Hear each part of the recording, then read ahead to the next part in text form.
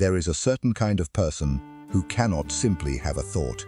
They have to turn it over, examine it, hold it up to the light, and ask what it means, what it costs, what it might become at 3 in the morning when the house has gone quiet and the mind has not. You know this feeling.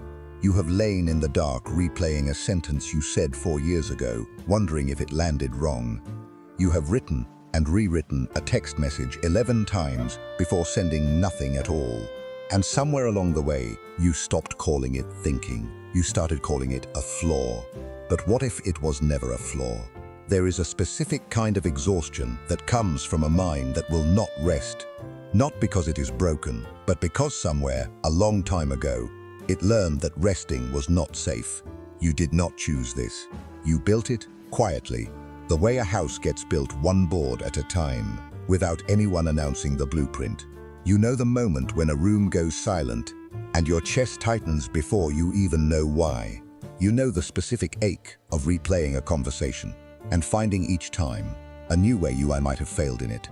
You know what it is to lie still while your thoughts run laps around a track that has no finish line. This is not weakness.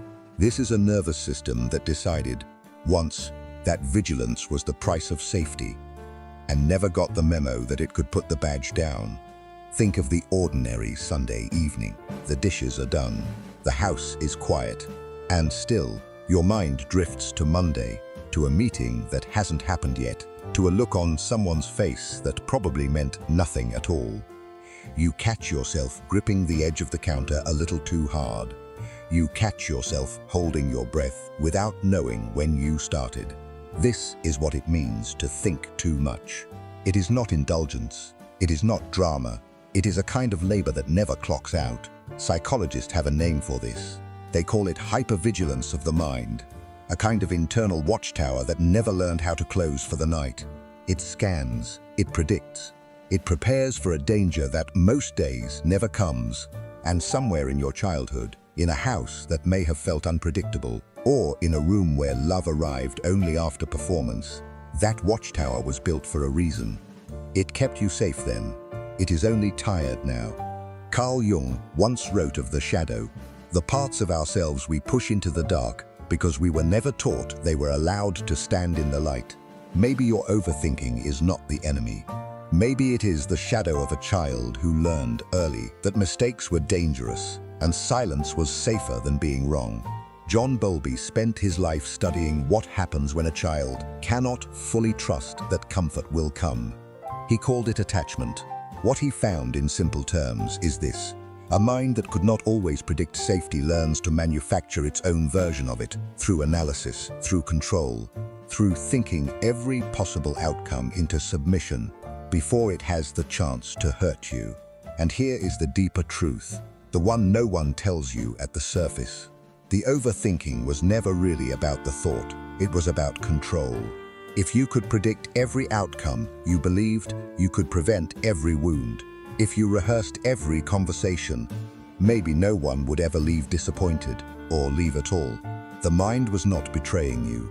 It was trying, in its exhausting and imperfect way, to protect a heart that had been hurt by the unexpected before.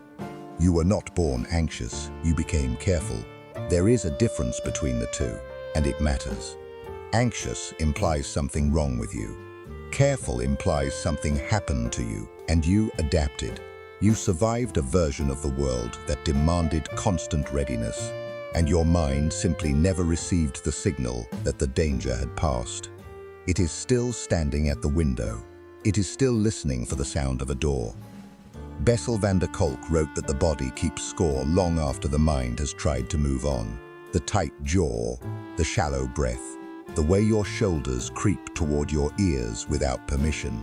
These are not separate from the overthinking. They are its quiet echo, living in the body, showing up in places words cannot reach. There is a small practice, quiet enough that no one needs to see you doing it. Each night, before sleep comes, ask yourself one gentle question. What did I carry today that was never mine to hold? Not to solve it, not to fix it, just to name it. Naming a thing loosens its grip, even slightly, even for a moment, and a moment is where healing begins. Notice too, What happens when you stop calling this pattern a weakness and start calling it what it actually is? A strategy, however costly, that once kept you safe. Everything shifts when you understand that what you thought was broken was actually brave. The mind that overthinks is not a mind that is failing. It is a mind that has been standing guard for far too long without relief, without knowing it was allowed to rest. Try this the next time the spiral begins. Do not fight the thoughts. Do not argue with them. Simply place a hand over your chest and say quietly, to no one but yourself, I hear you, you can stand down now. I am safe enough in this moment to simply be here. It will feel strange the first time. It will feel unfamiliar, maybe even foolish. Do it anyway. And when you find yourself circling the same worry for the 5th or 6th time, try asking it a different question.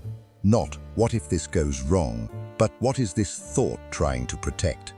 Most overthinking, when you trace it back far enough, is love wearing armor. It is care that never learned a softer language. Healing from this does not happen the way we imagine it will. It rarely arrives as a single moment of clarity. More often, it is a slow unclenching. A Tuesday when you notice the spiral starting and, for the first time, you let it pass without following it all the way down. A morning when the silence in the room does not feel like a threat, but simply like silence.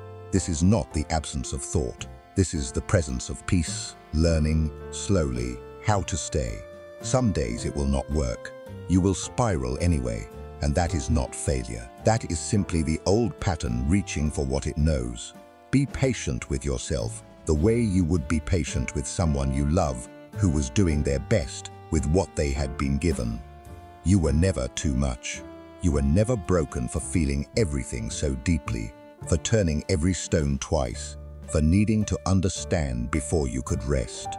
You were a child who learned to read a room before you could read a book, and that kind of survival leaves its fingerprints.